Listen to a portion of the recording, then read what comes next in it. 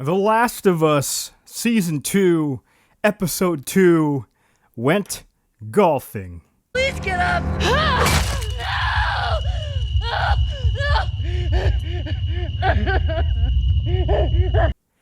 Ladies and gentlemen, it is Cabal Culture Smasher here, and welcome back to the channel. Or should I say, it is Golf Ball Smasher here. Welcome back to the channel. And I cannot believe that Neill Druckmann actually did it. He actually managed to one-up the controversial death scene of Joel in The Last of Us Part 2. Not only did he commit to it 100%, recreating it almost to a T in the show, but he actually did it almost as early as he did it in The Last of Us Part 2, where Joel dies so early on in the game. I'm not going to show any clips of the episode here on my channel because, as you guys know, Warner Brothers, Naughty Dog, and especially Neill Druckmann does not like anybody showing anything of their gameplay nor criticizing on the internet because, if you may recall, Neill Druckmann once falsely copyright struck people just for talking about Joel getting killed in the leaks building up to The Last of Us Part 2 release. I gotta admit one thing about Neill Druckmann, right? I gotta admire a person's commitment to knowingly destroying the fan base so badly, hurting any potential profits, customers, and the reputation of your story in the process, all so that he can create his own vision, right? For someone to stick to a vision of their own that well and commit to it that fully, it is kind of admirable for all the wrong reasons. I'm in shock. But what's even more funny is the fact that for an unfortunate reason, one reason or another, there are audience members who watched The Last of Us Season 1 and went into Season 2 totally blind, had never played the games, so they didn't know what was coming. They were in store for a shock.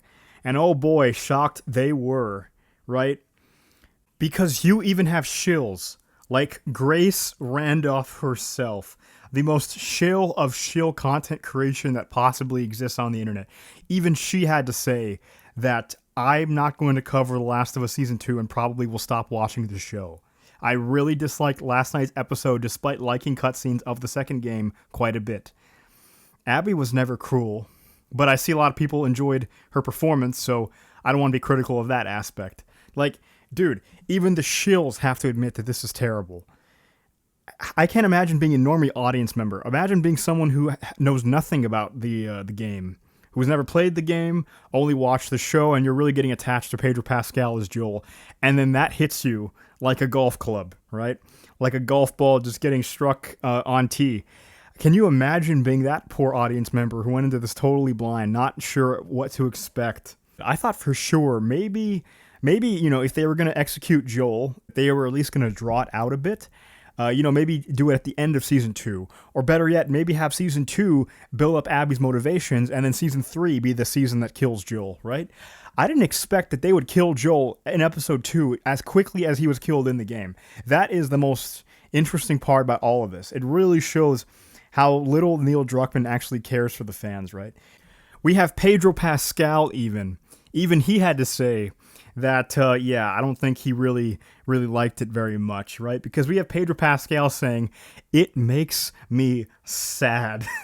Pedro Pascal reacts to The Last of Us Season 2's devastating twist.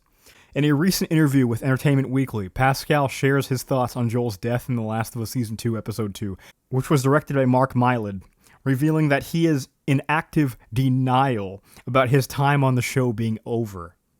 The actor explains that the forever bonds he made with the cast and crew have resulted in him not dwelling too much on his departure, as it's all too painful. Check out Pascal's full comment below. "I'm in active denial. I realize this more and more as I get older. I find myself slipping into denial that anything is over.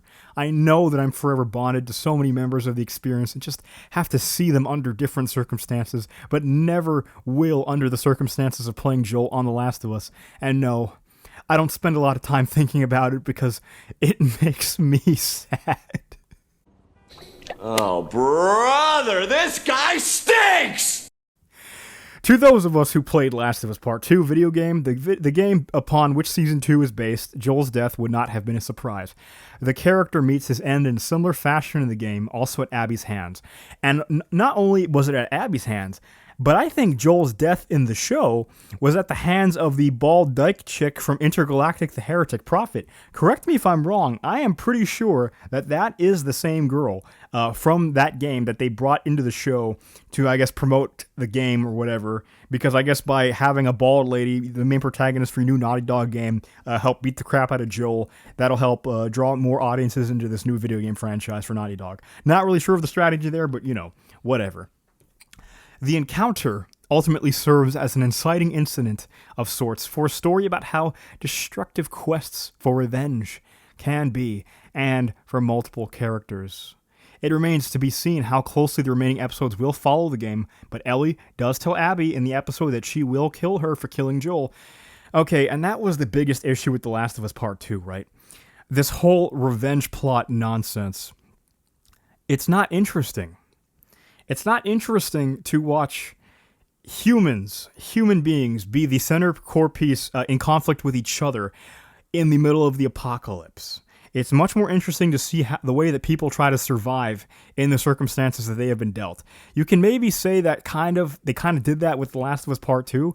It's just that most of the game really was a revenge plot, kind of like something out of Hamlet or something, or something out of Titus Andronicus. It had nothing to do with really the main central core of the plot, which was a man trying to take care of his daughter in the middle of the apocalypse, right?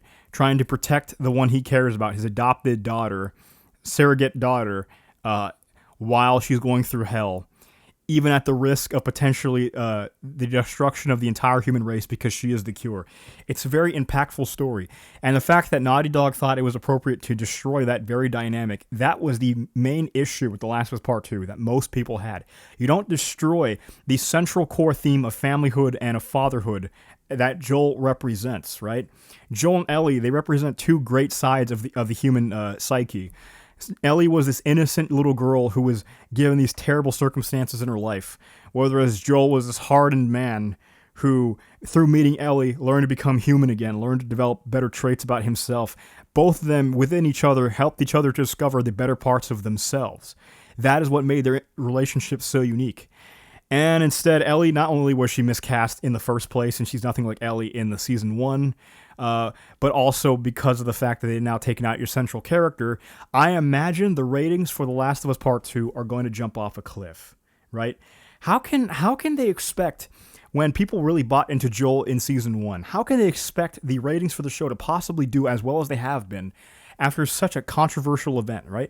It was terrible for The Last of Us Part 2 when they did it, even in the game. And now that the normie audience, a lot of people who have not played the game at all, only watched the show, now that they have had a taste to react to what we, the gamers, felt when we played through that game, now we know for a fact that they will probably quit watching as well. When people like Grace Randolph have had enough, that tells you everything. When even the people who do this for a living, the people that cover this stuff for a living, have had enough, you know that it's really, really bad for them, right?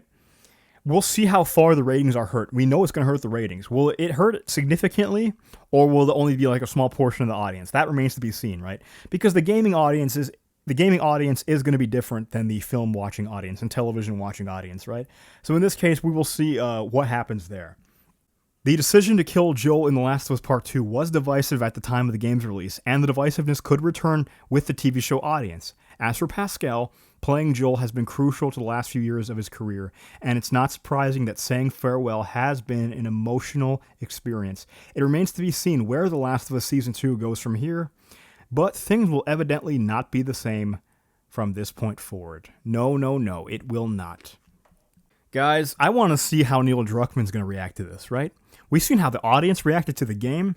We're now seeing how the television audience is reacting to the show. I want to see how Neill Druckmann is going to react to the backlash, because he thought he got heat from The Last of Us Part 2. Oh, no, Mr. Druckmann. You are in for a taste.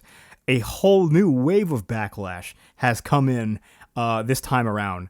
So we'll see if you can even remotely handle it like an adult, or if you're going to throw another tantrum and falsely copyright strike people's YouTube channels once again. We will see. But above all else, I want to see what you, the audience, had to say. Because I know when The Last of Us Part 2, the game, first released, a lot of people hated it, and there were also people that loved it.